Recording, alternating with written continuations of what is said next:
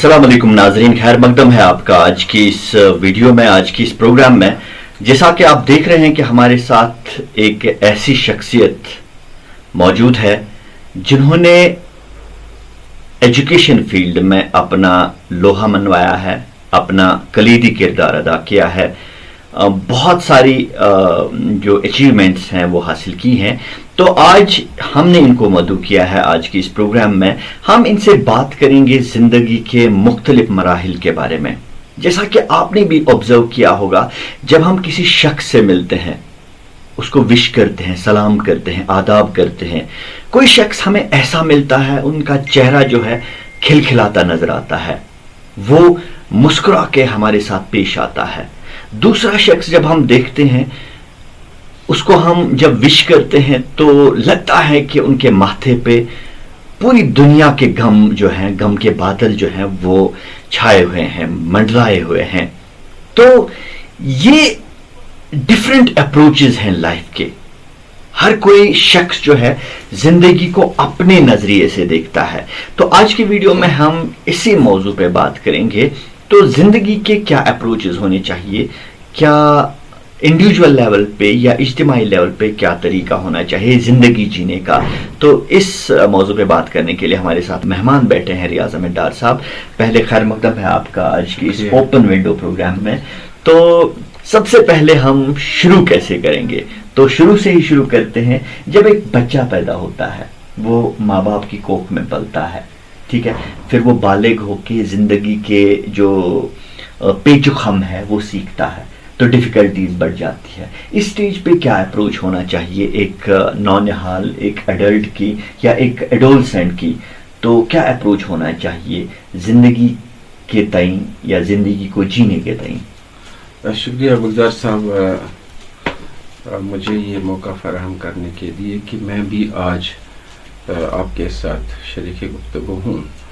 तो जो आपने टॉपिक चुना है, ये पढ़ने में तो आसान है, लेकिन इसको इस पर रोशनी डालनी और इसको दर्शाना ये मेरे लिए मुश्किल है, बहुत कठिन काम है। लेकिन हमें उम्मीद है कि आप इस पे ज़रूर रोशनी डालेंगे। मैं अपनी बिसात के हिसाब से पूरी कोशिश करूँगा कि जहाँ तक मेरी सोच है, मेरी समझ है, और जिस मुतवस्त दर्जे का मंतिक मुझे खालिक ने दिया है, तो मैं उसकी हद में रहकर इस पर रोशनी डालने की कोशिश करूँगा। आपने जो आपका जो सवाल है, ये एक मैं कहूँगा इसका नेचर इर्तिकाई नेचर है कि आपने कहा कि जब बच्चा पैदा होता है तो फिर चलते चलते वो जो उसके डिफरेंट स्टेजेस ऑफ डेवलपमेंट है, जब तक वो एडल्टहुड में चला जाता है, बल्कि हम वहाँ तक नहीं जाएंगे, हम यूथ तक इसको कन्फाइन करेंगे, वो अच्छा रहेगा।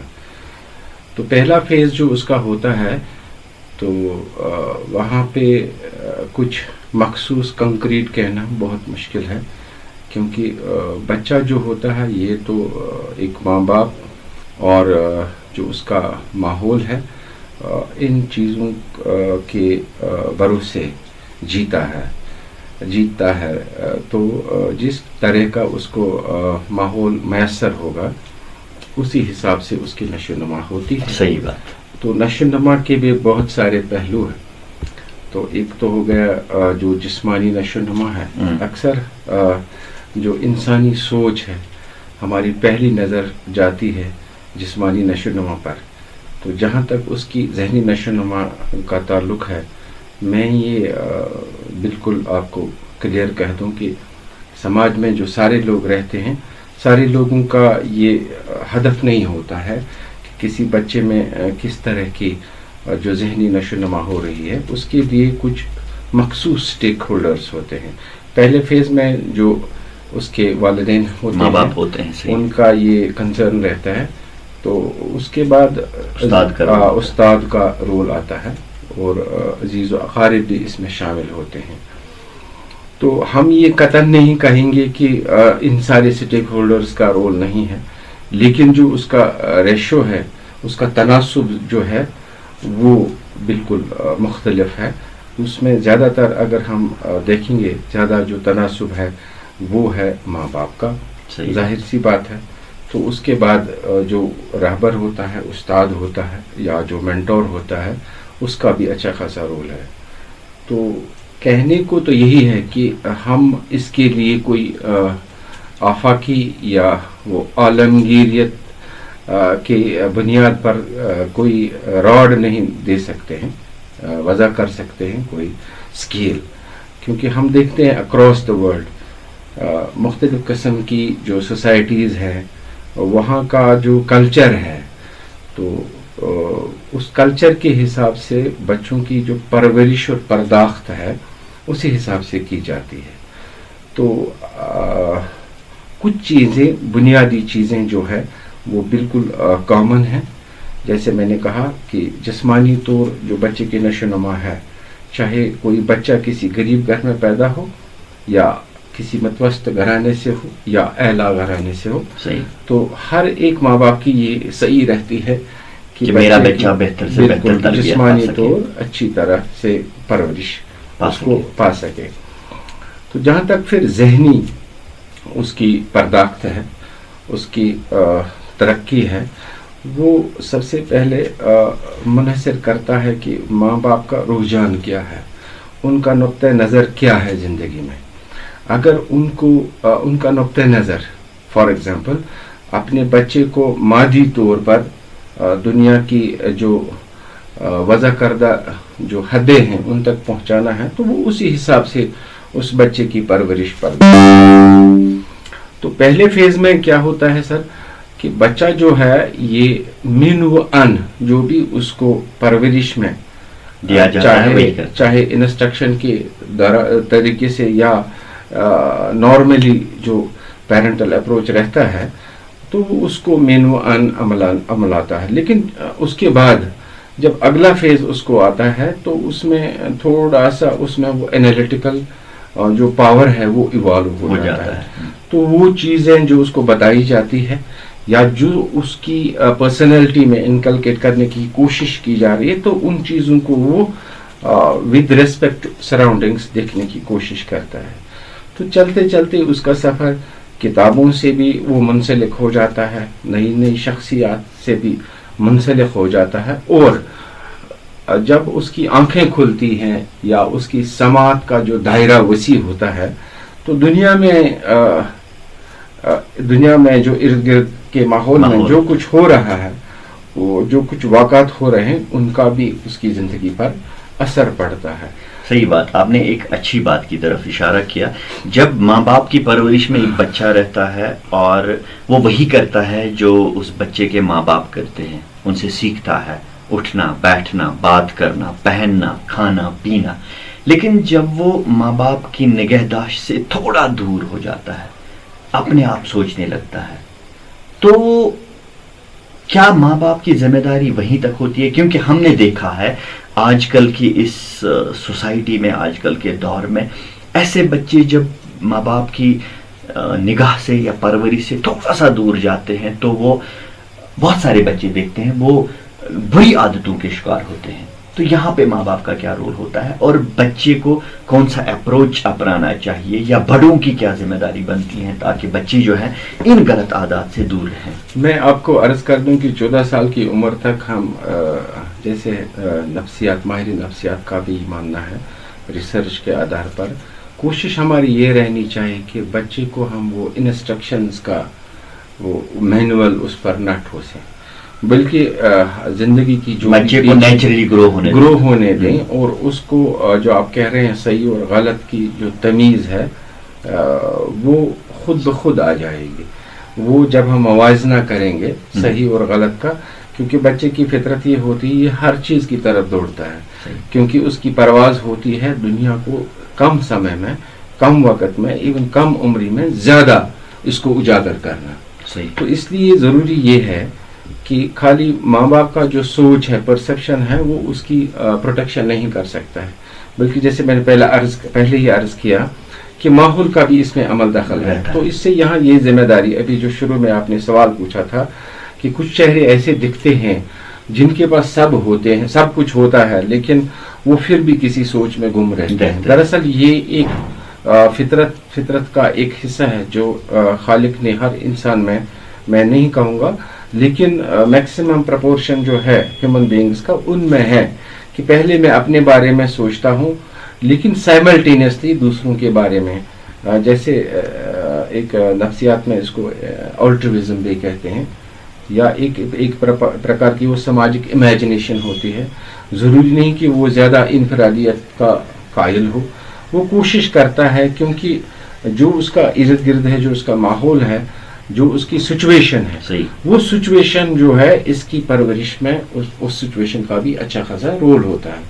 تو اگر ماں باپ کا جو سوچ ہوگا یا ان کی جو نیت ہوگی، اکشا ہوگی، اور جو ارد گرد میں ماحول ہے اس میں وہ یکسانیت نہ ہو، تو پھر کبھی ماں باپ کا جو وہ کنٹرولنگ میکانزم ہے وہ حاوی ہو جاتا ہے، صحیح. تو کبھی حالات ہی حاوی ہو جاتے ہیں تو بچہ اس کی پکڑ میں آ جاتا ہے. آپ نے صحیح بات کی طرف اشارہ کیا، وہ کنٹرولنگ میکانزم یا بچے پہ کچھ کام یا کچھ دباؤ ڈال کے کچھ کروانا. اس سے نا بہت سارے ایسے، اگر آپ دیکھیں گے جب ہم اپنی وادی کی بات کرتے ہیں، اپنے یوتھ کی طرف نظر دوڑاتے ہیں، تو بہت سارے ایسے کیسز ہم نے دیکھے ہیں جو پھر بعد میں ڈپریشن کے شکار ہوتے ہیں. ریزن صرف ہوتا ہے سادھارن سا سمپل سا ریزن، وہ یا تو ان پہ سبجیکٹ تھوپ دیا جاتا ہے پیرنٹس کی وجہ سے، کیونکہ پیرنٹس دیکھتے ہیں میرے ریلیٹیوز نے، میرے پڑوسی نے یہ سبجیکٹ لیے ہیں، سائنس لیا ہے، تو آپ کو بھی سائنس پڑھنا ہے، آپ کو بھی ڈاکٹر بننا ہے، آپ کو بھی انجینئر بننا ہے. پیرنٹ یہ نہیں دیکھتا ہے کہ بچے کی صلاحیت کیا ہے، بچے کس میں ایکسل کر پاتا ہے. تو یہاں پہ پیرنٹس کا کیا رول رہتا ہے؟ بچے کو صحیح نگہداشت کا ایک حصہ ہے کہ بچے کو جو ہے نیچرلی گرو ہونے دے یا چوز کرنے دے، ان کی سوچ، ان کی چوائس کا بھی خیال رکھا جائے. آپ نے ایک اچھے سوال کو چنا ہے. تو ضروری نہیں ہے کہ جو ماں باپ کی سوچ ہو یا جس نظریے سے وہ زندگی کی کامیابی کو دیکھ رہے ہیں وہ صحیح ہو.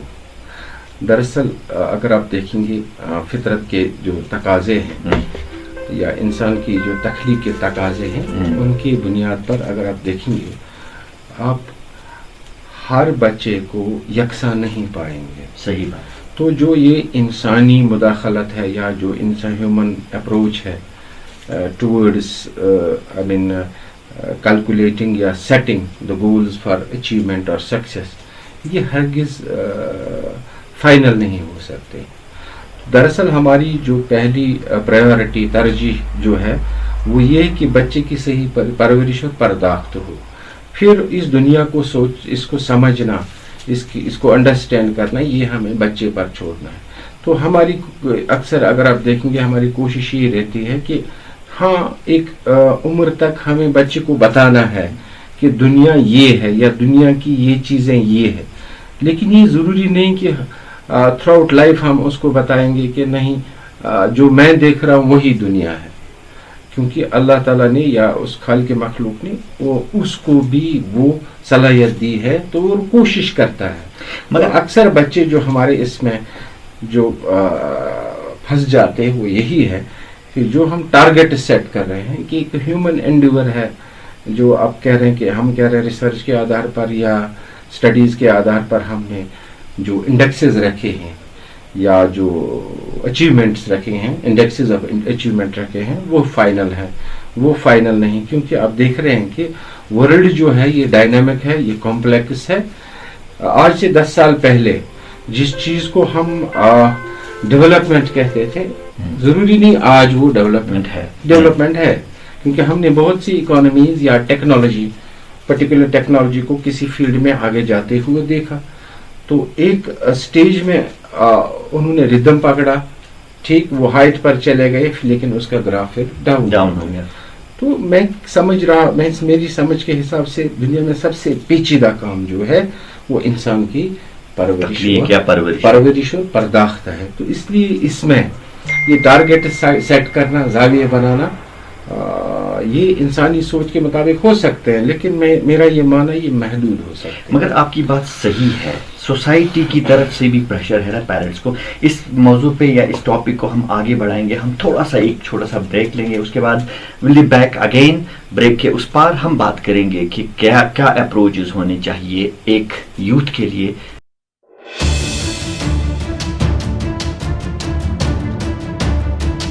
تو بریک سے پہلے ہم بات کر رہے تھے بچے کی نگہداشت کی اور پیرنٹس کا رول کیا ہے اس کے بارے میں. جب ہم بات کرتے ہیں نا، ایک سوسائٹی کا بھی مائنڈ سیٹ ہے جو ایک پیرنٹ کو مجبور کرتا ہے بچے پہ بہت سارے ڈیسیجن جو ہے وہ تھرسٹ کرتا ہے. ٹھیک ہے، تو لائک اگر ایک پیرنٹ ایز اے پیرنٹ کی بات ہم کرتے ہیں، وہ دیکھتا ہے اپنی سوسائٹی کے ارد گرد دوسرے میرے کولیگس کے بچے یہ کرتے ہیں وہ کرتے ہیں، اس انجینئرنگ کالج میں اس میڈیکل کالج میں داخلہ دیتے ہیں تو میرا بچہ بھی یہ کرنا چاہیے. یا اگر ہم دیکھتے ہیں اس میرے فرینڈ کے یا میرے ریلیٹیو کے بچے نے 98% مارکس لائے تو میرا بچہ بھی جو ہے 98 تو نہیں 90+ مارکس جو ہے اس کو حاصل ہونے چاہیے. اس لیے ایک پیرنٹ مجبور ہوتا ہے کہ بچے پہ دباؤ ڈالنے کے لیے. تو اس میں آپ کا کیا سجھاؤ ہے پیرنٹس کے لیے کہ کیا اپروچ ہونا چاہیے، اپنانا چاہیے پیرنٹس کو، کیا کہ ان کے بچے جو ہیں وہ نیچرلی گرو کریں اور جو ہے ان کی کمپیٹنسیز بڑھ جائیں، ان میں وہ صلاحیتیں جو ہیں وہ ابھر کے آ جائیں. یہ پیرنٹس کا کیا رول ہے اس سلسلے؟ آپ نے جو سر لفظ استعمال کیا، دباؤ تب ہمیں ضرورت پڑتا ہے کہ جب ہم کسی انسان کو دوڑائیں گے، اس میں دوڑنے کی وہ سکت نہیں ہے یا وہ دوڑنے کے لیے تیار نہیں ہے، اور منزل ہم شروع سے ہی اس کو یہ تاثر دے رہے ہیں کہ جو منزل ہے، جو آپ کو منزل حاصل کرنی ہے، وہاں تک آپ نہیں پہنچ پائیں گے. سو ان اے وے اس چیز کو نگیٹیولی لیا جاتا ہے اوورآل، کہ سٹریس یا فورس امپوز کرنا یہ بالکل غلط بات ہے. کیونکہ ہمارا فورس کرنا اگر آپ دیکھیں گے پرپورشن اس کا آلموسٹ 6 to 70% جو ہے وہ ریورس ہو جاتا ہے. تو ظاہر سی بات ہے، اگر ہم ایک تو ہو گیا کمپٹیشن ٹھوسنا، یعنی کہ اس پہ امپوز کرنا. دوسرا، اگر وہ کمپٹیشن، حالانکہ یہ اتنا ہیلدی سائن نہیں ہے، جو آج کل کی لائف میں کمپٹیشن ہے، اس میں کچھ ڈس ایڈوانٹیجز بھی بہت زیادہ ہیں. اوور آل اگر ہم جو سماج کی سائیکی دیکھیں گے، جو اس کے دور رس نتائج ہیں وہ اچھے نہیں پھر ابھر کر آتے ہیں. تو اصل بات ہے کہ اگر کمپٹیشن کو ایز اے مینز بچہ ریئلائز کرتا ہے تو پھر وہ خود اس پہ کام کرتا ہے. I think that is more successful than کہ اگر ہم اس پہ امپوز کریں گے کسی پرکار کا کمپٹیشن. دراصل جو اس سے پہلے آپ نے بات بہت اچھی کی کہ سماج میں جو ہم نے کنسٹرکٹس کریٹ کیے ہیں خوشحالی کے یا بہتری کے، پراسپیرٹی کے لیے یا کامیابی کے لیے، ان کو بھی تھوڑا الائن کرنے کی ضرورت ہے. کیونکہ ہم اکثر بیشتر کیا کرتے ہیں، ہمارے سے کیا ہوتا ہے کہ جو اچیومنٹ، جو ٹارگٹ ہمیں اچیو کرنے ہوتے ہیں یا جو ہمارے پاس اچیومنٹس ہوتے ہیں، وہ اکثر امپورٹڈ ہوتی ہیں. کہ ہم جو ہمارا جو انڈیجینس سیٹ اپ ہے کہ ہمارا بچہ کن سچویشنز میں چلتا ہے اور ہمارے بچے کو کیا سویدھا میسر ہے اور ہمارے بچے میں کتنی شمتا ہے، کتنی کمپیٹنس ہے، بنا اس کا جائزہ لیے ہم صرف امپورٹڈ جو ٹارگیٹس آف اچیومنٹ اس کے سامنے رکھ دیتے ہیں. ظاہر سی بات ہے وہ جو ہے وہ اس بچے کے لیے ایک الین اینٹی بن جاتی ہے. تو اسی لیے ہمیں وہ زیادہ اچھے نتائج اس میں نہیں آتے ہیں. تو اگر ہم بچے میں پرائر اس کے کہ ہم اس کو کمپٹیشن کی اور مائل کریں گے، اس کی جو زندگی ہے، اس کے جو صحیح صحیح جو اس کی سچویشن ہے، اس سچویشن کو اس کو انڈرسٹینڈ کرنے دیں. تو مجھے لگ رہا ہے کہ وہ بہت ساری پیچیدگی ہیں جو امپورٹڈ میکانزم سے وہ سمجھ سکتا ہے، وہ تو وہ آرام سے ان کو ریزالو کر سکتا ہے، وہ آگے بڑھ سکتا ہے. ایک اور بریک لیتے ہیں اور بریک کے بعد پھر سے ملتے ہیں. تو ہم بات کر رہے تھے بچوں پہ ساماجک دباؤ کی یا سوسائٹی کا جو پریشر ہے اس کا کیا امپیکٹ رہتا ہے، پیرنٹل پریشر کیا ہوتا ہے. تو ریاض صاحب، ایک اور دباؤ رہتا ہے بچوں کے دماغ میں جب وہ کسی ایسے انسٹیٹیوشن میں داخلہ لیتے ہیں, کالج میں یا یونیورسٹی میں داخلہ لیتے ہیں, and when they come out of that institution they don't know what to do next. In fact یہ ہم تنقید نہیں کر رہے ہیں, we are just creating unemployed youth rather than employment creating youth. تو یہ ایک چیلنج بن جاتا ہے, ایک ڈگری, ایک کورس, ایک جو ہے ایک تعلیمی ادارے سے باہر آ کے ہمارے بچے, ہمارے یوتھ جو ہے وہ یہ نہیں جانتے ہیں کہ اب ہمیں جانا کہاں ہے, کیونکہ ان کے پاس وہ پراپر لانگ ٹرم پلاننگ نہیں ہوتی ہے. یہاں پہ کیا آپ سجھاؤ دینا چاہیں گے, تجویز کرنا چاہیں گے ان بچوں کے لیے یا ان جوانوں کے لیے, ان یوتھس کے لیے جو اس پرابلم کے شکار ہیں؟ یہ ایک مطلب ٹرانزیشنل اسٹیج جو ہوتا ہے بچے کے لیے. تو اکثر ہم دیکھتے ہیں کہ جب بچہ ایک انسٹیٹیوشن سے یا ایک اس کا پیک ہوتا ہے اسٹڈی کا یا وہ جو مرحلہ ہوتا ہے دوسرے مرحلے میں جاتا ہے, تو ظاہر سی بات ہے پہلے اس نئے انسٹیٹیوشن میں جانا اس کے لیے ایک نئی بات ہے, نیا ایکسپیرینس. اس کو ہم یہ نہیں کہہ سکتے ہیں کہ وہ آج اس نے وہاں قدم رکھا تو آج ہی وہ فیملرائز ہو جائے گا یا وہ کمفرٹیبل فیل کرے گا. یہ ایک ہیلدی سائن ہے, کیونکہ نئی چیز کو پرکھنے کے لیے سب سے پہلا بیریئر جو ہوتا ہے وہ فیملیئرٹی ہے. تو جب وہ فیملیئرٹی کو مطلب اچیو کرے گا تب وہ اس سسٹم کو سمجھنے کی کوشش کرے گا. لیکن وہ جو نیا انسٹیٹیوشن ہے وہاں کا جو اسٹرکچر ہے اور اس کی جو فنکشنز ہیں ان میں بھی تھوڑی سی بدلاؤ, مطلب تھوڑا سا بدلاؤ لانے کی گنجائش ہے, تاکہ جو بچے ایک مرحلے سے دوسرے مرحلے میں آتے ہیں تو ایک چینجنگ سچویشن میں آتے ہیں, تو پہلے فیز میں ان کو اکوموڈیٹ کیسے کیا جائے, ان کو انکریج کیسے کیا جائے, ان کو انسپائر کیسے کیا جائے.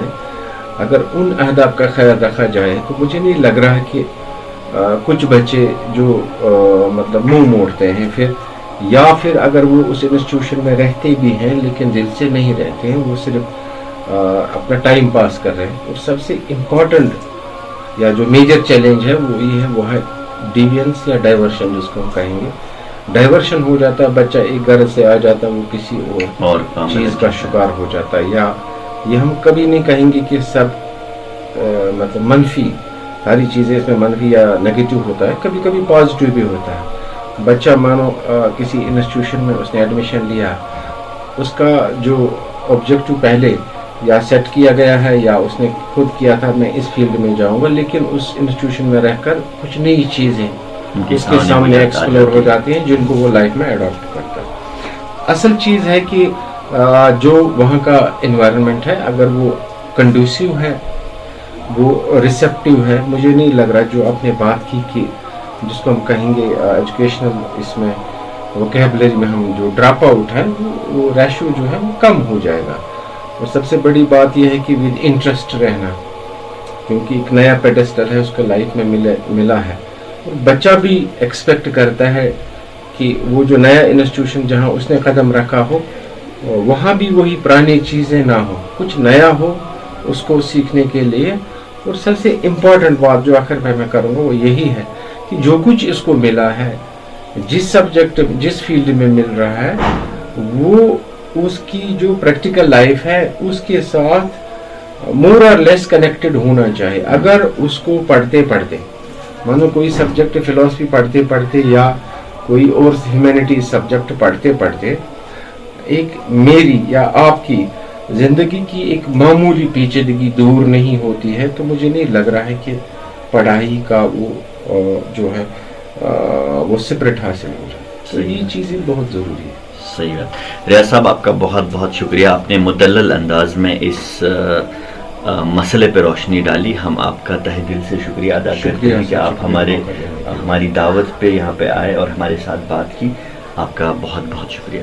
Thank you sir, thank you, شکریہ.